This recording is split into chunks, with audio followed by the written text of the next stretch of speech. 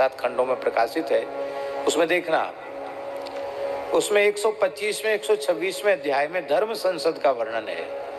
धर्म के संबंध में सब अपने अपने विचार व्यक्त कर रहे हैं। उसमें तीनों देवता हैं, ब्रह्मा विष्णु महेश, इंद्र आदि लोकपाल दिक्पाल हैं, सभी ऋषि महर्षि हैं उसमें। अब महाराज जी कहाँ तक हैं, उसमें गौ माताएं भी हैं उस धर्म सभा में।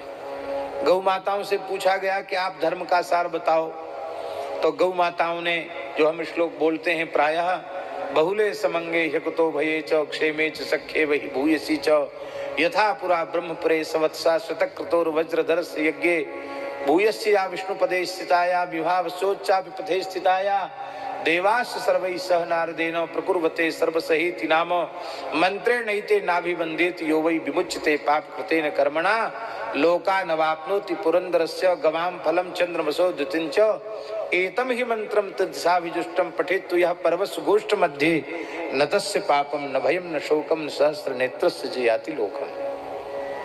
जल्दी जल्दी हमने पढ़ दिया है, इसका भाव कई बार सुना चुके हैं इसलिए सुनाना नहीं है। गो माताएं कह रही हैं कि गोष्ठ में जाकर मेरे पवित्र 7 नामों का कीर्तन करना यही धर्म का सार है। संपूर्ण पापों से वह मुक्त हो जाता है, चंद्रमा के जैसी दिव्य कांति उसे प्राप्त हो जाती है। इसका अर्थ है जैसे चंद्रमा से सबको आह्लाद मिलता है, जो व्यक्ति मेरे नामों का कीर्तन करता है उसमें इतना दिव्य गुण प्रकट हो जाता है कि चंद्रमा के समान सबके लिए आह्लादकारी हो जाता है और अंत में वह भगवान के नित्य धाम को प्राप्त करता है। ये धर्म का सार बताया महाराज जी। उस प्रकरण में अग्नि से पूछा गया कि आप पुरोहित हैं, अग्निमीडे पुरोहितम, वेद का पहला मंत्र है ऋग्वेद का।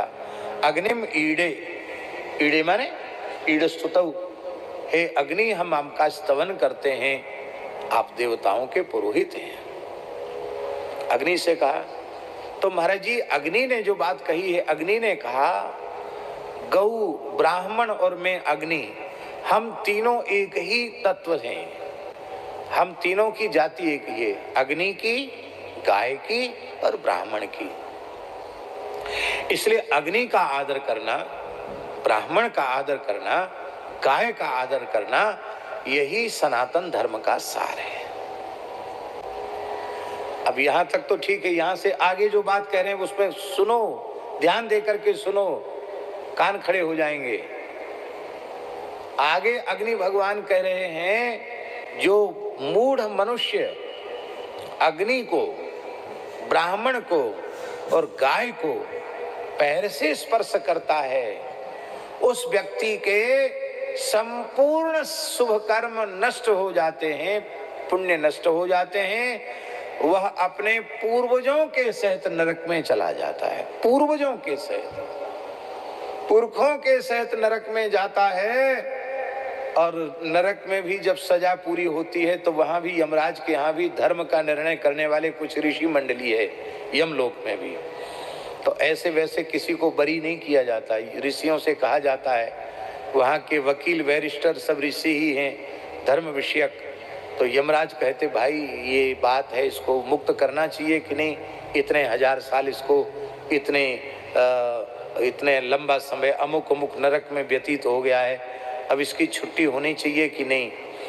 तो यमलोक में प्रतिष्ठित ऋषि कहते हैं कि बड़े से बड़े भयंकर पाप किए हो, उनकी सजा पूरी हो गई हो तो उनको छुट्टी कर दो, किंतु जिस मूढ़ ने गाय को, ब्राह्मण को, अग्नि को पैर से छुआ हो, उस व्यक्ति को बाहर मत निकाल, अभी और उसको नरक की आग में तपाओ।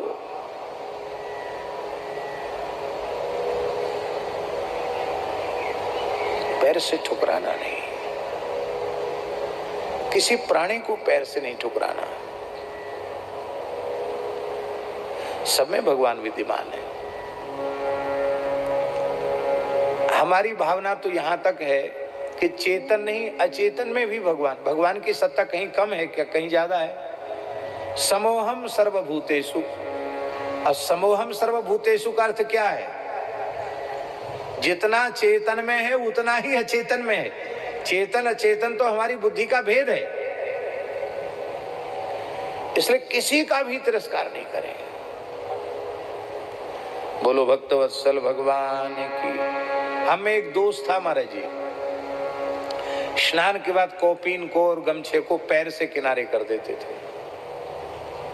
तो एक दिन स्नान करते करते मेरे भाव आए कि बताओ, कहाँ तो हम बोलते हैं कि सब में भगवान है, ये गमछा हमको इतना सुख देता है और ये लंगोटी हमारी मर्यादा की रक्षा करती है, इसको पैर से खींचते हैं तो बहुत गलत बात है। तो सुनेंगे तो आपको हंसी आएगी।